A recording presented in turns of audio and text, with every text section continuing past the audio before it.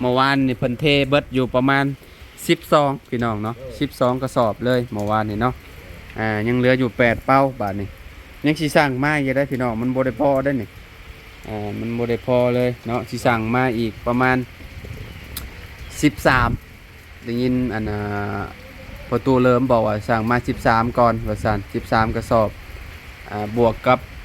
เห็ดของนุ่งห้องน้ำน้ำแหละพี่น้องเลยเนาะกสิพอหรือบอกะรอเบิ่งนำกันพี่น้อง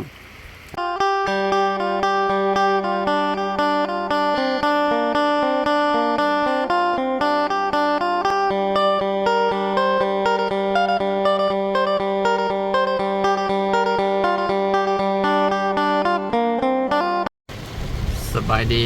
สวัสดี FC เบิร์ดสุขุสุคนเด้อพี่น้องบอกว่าสิอยู่ในและก็ต่างประเทศพี่น้องก็ยินดีต้อนรับเข้าสู่ช่องบ่าวลาวสตูดิโอคือเก่าพี่น้องเนาะเปิดภาพมาเมื่อนี้พี่น้องป๊อดฝนตกตั้งแต่ตอนกลางคืนจนฮอดยันเช้าพี่น้องเนาะตอนนี้ก็10 โมงปลายๆแหละพี่น้องยังตกคือเก่าอยู่พี่น้องยังบ่ได้หยุดบ่ได้เศร้าเลยเนาะพายุเข่าบ่หรือว่าเนี่ยใดพี่น้องเอ้ย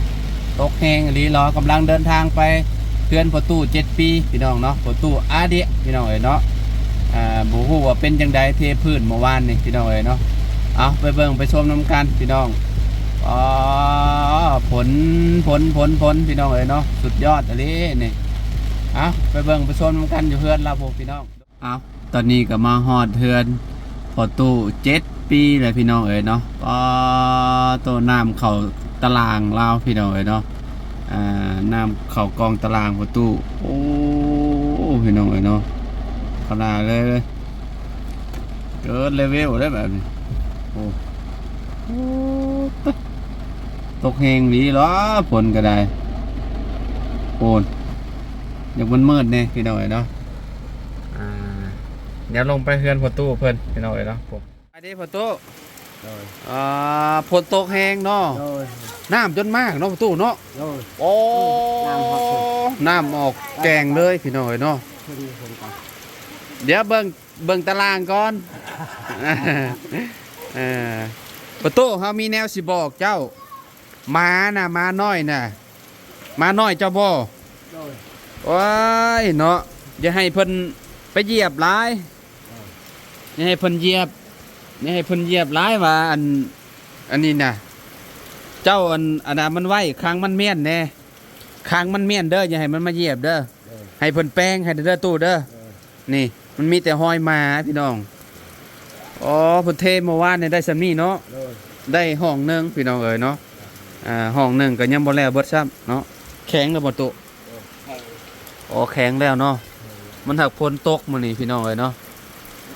ถ้าฝนบ่ตกมื้อนี้น่ะเพิ่นแล้วมื้อนี้ตกตั้งแต่ตอนกลางคืนพี่น้องเนาะยังบ่ได้เซาเลยโอ้น้ำโหพี่น้องเนาะโหน้ำแตกแกงเลยโหโอ้โหพี่น้องเอ้ยเนาะห้องน้ำก็เทคานเมื่อวานนี่พี่น้อง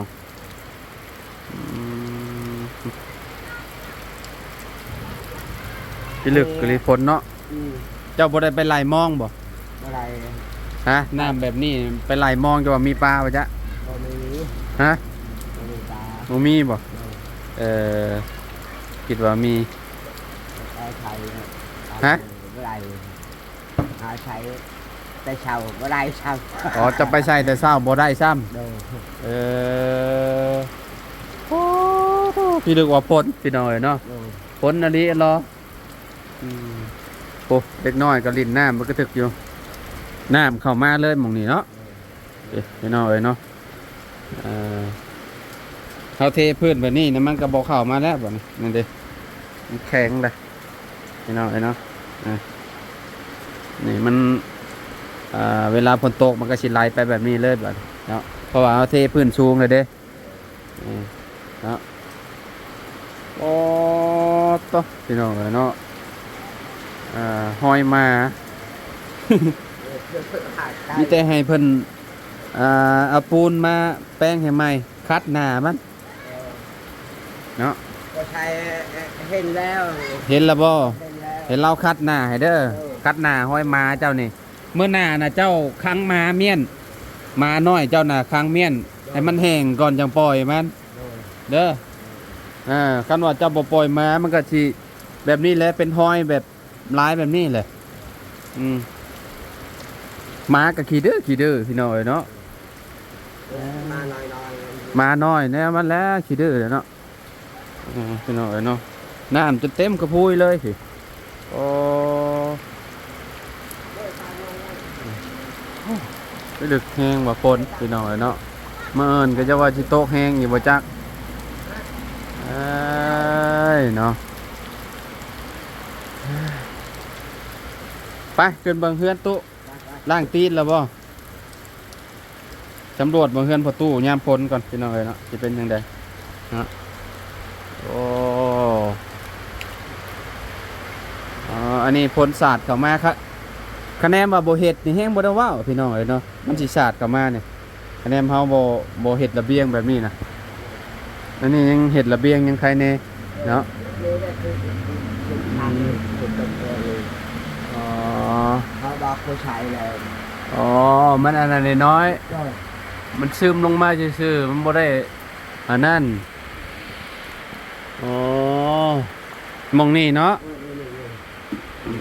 หน่อยเดียวแต่ว่าข้างในนี่บ่ได้หัวหรอวะ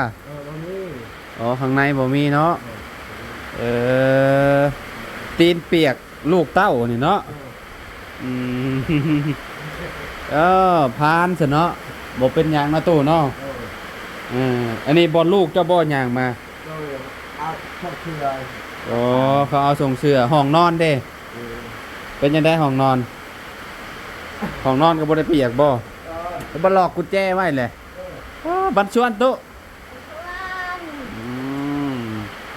โดยเอาไผนอนฉันน่ะนี่ลูกนอนบ่โอเคพี่น้องเอ้ยเนาะบ่ค่อยมีปัญหาบันไดเนาะเฮือนเราบ่ได้หัวว้ายบ่ไปขายกะยาตุบ่ไปขายกะยาบ่อนเจ้านอนน่ะกับเมียเจ้าน่ะทำความสะอาดเรื่อยๆเด้อเฮือนเด้อเก็บเมียนมัด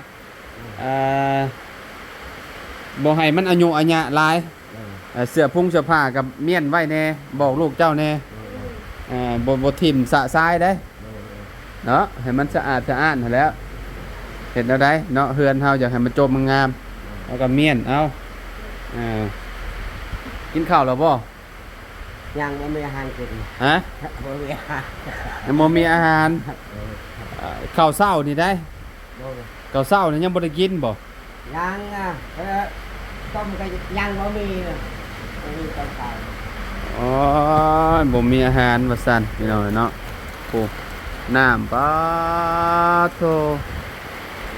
น้ำฝนตกเมื่อคืนพี่น้องเนาะน้ำแตกแกงเลยโอ้ยหนาวตู้เนาะอ๋อหมอนี่ก็บ่ไปใส่เสื้อผ้าเนาะ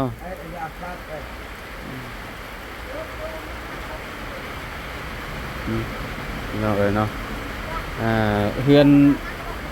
บนยังบ่มีเฮือนครัวมันหลดเป็นเท่านี้พี่น้องเอ้ยเนาะจักสิเอาไปไว้อยู่ไสเราก็ได้มันก็จำเป็นต้องเอาไว้อยู่เทิงเฮือนนี่แหละถ้วยบวงก็ได้ถ้วยบวงนี่เฮาเฮ็ดคนครัวก็เฮ็ดใหญ่ๆฝักอยู่แม่นแล้วครัวเอาลงหมดแม่นเอาลงไปไว้อยู่ตารางเบิดเฮ็ดเฮือนครัวแล้วมันสะอาดเด้อตู้เด้อมียังก็มีเฮ็ดครัวห้องนี้เลยเพิ่นมาอย่าให้รับรู้อ๋อโอเคบ่เป็นหยังเนาะเจ้าก็เฮ็ดมุมที่เจ้าเฮ็ดนั่นแล้วเด้อพี่น้องเอ้ยเนาะประตู7 ปีมื้อนี้ฝนตกมื้อนี้บ่ได้เฮ็ดเวียกเลยมื้อนี้ทีมสร้างก็ได้ไปมีน้ำก็มื้อนี้แลฝนตกแฮงอีหลีเนาะตกแบบว่าบ่หยุดบ่หย่อนพี่น้องเนาะตกใส่หลังคาประตูนี่ว่าผ่านหรือบ่ผ่านเนาะถือว่าผ่านพี่น้องเนาะ ให้ ก็ บ่ บ่ ให้นำบ่ ก็บ่แห้งปานใดเนาะ เออ บ่อนนี้มันก็หยิบตกเล็กน้อยพี่น้องเนาะ เออ แต่ว่าข้างในนี่คือแบบบ่เป็นหยังเลยเนาะกับถือว่าเนาะประตูได้นอนสบายดีกว่าเฮือนหลังเก่าเนาะกระต๊อบหลังเก่าหลายเท่าพันเท่าพี่น้อยเนาะว่าหยังก็กินนี่อยากไปมาให้ เอาไปเบิ่งเขา ไปเบิ่งข้าว เออ ไปเบิ่งข้าวมาแล้ว มาแล้วฮะไล่นำเลยครับก็พอใช่ไปเบิ่งนามันบดเขามัน เจ้า นาอยู่หมด เจ้าบ่น้ำบ่ผัดเจ้าไปบ่ เออ อันน้ำได้หั่นน่ะมันเลิกบ่ มันเลิก เลิกแห้งบ่โต เออ เจ้าเห็นแนวใดมาลอยมา เอาลอยกับพอใช่มันไปเบิ่งนามันเข้ามัน ข้าวเล่าวน้ำท่วมบ่ ก็โดย เออ น้ำท่วมเข้ามัน เจ้าลอยเอา ลอยเอากับพอใช่ เออ ไปลอยหมองใดอ๋อลอยหมองนี้เนาะ ลอยบ่ เลิกแห้งบ่หมองนี้โตท่วมหัวบ่ โดยความทำดีเลย อ๋อโต ลอย เจ้าคือลอยได้ กับพอใช่ ฮะ ไปเบิ่งนามัน เจ้าคือลอยเป็น ลอย เอ โอ้ อย ไปอันมาเข้ามันบดอยู่นำเลย เข้าอยู่น้ำเบิด โดย เอ เข้ามัน อ ปลูก โอ้ยพี่น้องเอ้ยเนาะลำบากงามผลนี่พี่น้องเนาะเห็ดเวียกเห็ดงานนี่คือแบบคะแนนว่าฝนตกนี่เห็ดบ่ได้เลย เอ้ย เนาะ อะไรเลย แมนคะแนนดำนาแล้วก็หนาว หนาว ดำนาก็ได้ มันก็เจ้าโคตรงามเลยบัดนี้เนาะตัวเนาะ โดยโดย เขียวคักอะไรบัดนี้พี่น้องพวกอ๋อตัวเขียวเลยเนาะทุ่มเลยเนาะ โดย ไปลงข้างล่างมาในตู้ปูนยังเหลือเท่าใดตู้ปูนยังเหลือจากสอบตู้ เรือ ฮะนับเบังดูเหลือจากสอบ เทพื้นนี่ยันบ่พอแล้วนี่โอ้เบิดหลายแล้วพี่น้องอะเนาะยังเหลือปูน1 2 3 4 5 6 7 8ประมาณ8กระสอบพี่น้องยังเหลือ8กระสอบประตูลองนับเบังดูให้ประตูนับอีกก่อนพี่น้องว่าสินับฮอดเท่าใดนับเบิ่ง นึ่งช่อง อ่า ชาม อ่า ที่ อ่า ห้า อ่า หก อ่า เจ็ด อ่า แปด เท่าไหร่ แปด ยังเหลือ8 เรือแปด โอเคถึกเหลือ8กระสอบพี่น้อยเนาะ ชอบ ปูนปอปูนตันหนึ่งพี่น้องเนาะประมาณ20สอบยังเหลืออยู่8เมื่อวานนี่เพิ่นเทเบิดอยู่ประมาณ12พี่น้องเนาะ12กระสอบเลยเมื่อวานนี่เนาะยังเหลืออยู่8เป้าบาทนี่ยังสิสั่งมาอยู่ได้พี่น้องมันบ่ได้พอได้นี่มันบ่ได้พอเลยเนาะสิสั่งมาอีกประมาณ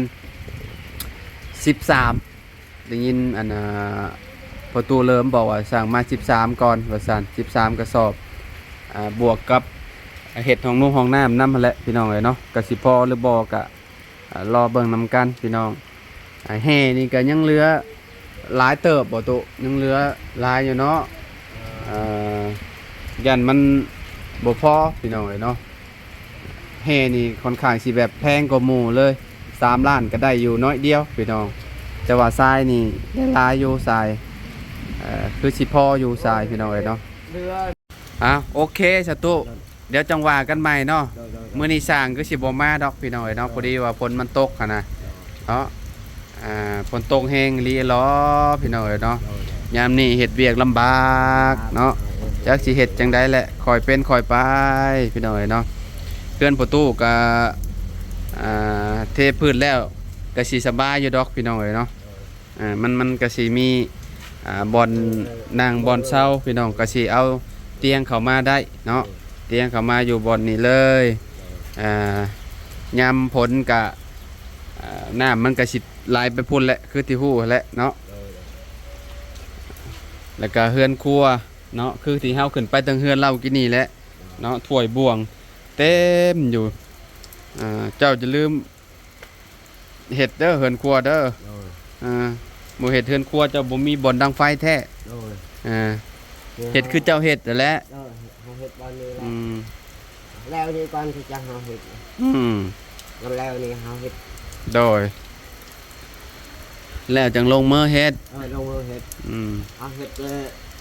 บ่มีไม้ก็เอาไม้แต่เก่านี่แหละเฮาเอาไม้เฮือนเฮา แมนมันมีเศษไม้อยู่เจ้าก็เอาเฮ็ดโลดบ่ยากดอกอืมเจ้าไว้เนาะเอาก็ ว่าบ้านนี้ หึบ่เป็นหยังโดยประตูยิ้มเป็นแป้นเลยบัดนี้เนาะ เปลี่ยน อยู่ดีมีแฮงนะประตูเด้อ โดย อ่า เอ๊ะได้นอนเฮือนหลังใหม่แล้วก็ดีแล้วเนาะโอ้ก็ตอบมันนั่นเพิ่นมั่างเรียบร้อยแล้วพี่น้องเอ้ยเนาะก็ตอบอยู่พุ่นก็ตอบประตู7 ปีน่ะบ่มีจังอันเลยบัดนี้โอ้จะบ่ได้ไปการเขียนบ่ตุ โดยโอ้ยบ่ได้ไป หึ แห้งคันตก ฝนตกแฮงบ่ได้ไปการบ่ โดย คือบ่ไป บ่ได้ไป ฮะ บ่ได้ไป อ่า บ่ได้ไป ก็ยันบ่เห็นฮอดตาเขียดซ้ำเจ้า โอ้ยบ่เห็นเลย บ่จักซ้ำ บ่อยากชัก อืม ไปอยู่พุ่นก็บ่ได้ไป อ่า น้ำกวดโอ้ย อืม หนัก ยากบ่ โดย เออ ไปแต่เช้านี่แต่ไล่นำโบไปเบิ่งเขา อืม กับปอชัยนาเพิ่นก็นำอยู่ น้ำอยู่ แล้ว น้ำท่วม น้ำท่วม อ้าวโอเคสายพี่น้องมื้อนี้เนาะเข้ามาหาประตูเพิ่นคือเก่าเนาะฟังเบิ่งมาเอิญว่าผลสิหยุดบ่หรือว่าจังใดเนาะการเทพืชเฮามื้อนี้เทบ่ได้พี่น้องเพราะว่าฝนตกฟ้าลงแฮงเนาะจังไดก็อดใจรอเด้อตู่เด้อเนาะเอาสำหรับคลิปนี้เฮาก็ประตูขอโตวเด้อพี่น้องเนาะอย่าลืมให้เพิ่นแก้ให้ใหม่เนาะหอยมานี่แหละเนาะไปสตุสบายดีเด้อตู่เด้อให้เพิ่นคัดให้แน่เด้อคัดหอยมุงหอยมานี่แหละนี่ให้มันงามหน่อยเด้อตู่เด้อไปสิพี่น้องเอ้ยเนาะสำหรับคลิปนี้เนาะเอาก็ขอตัวแล้วไว้พอกันใหม่สบายดีพี่น้องบ่สุขทุกคนเด้อ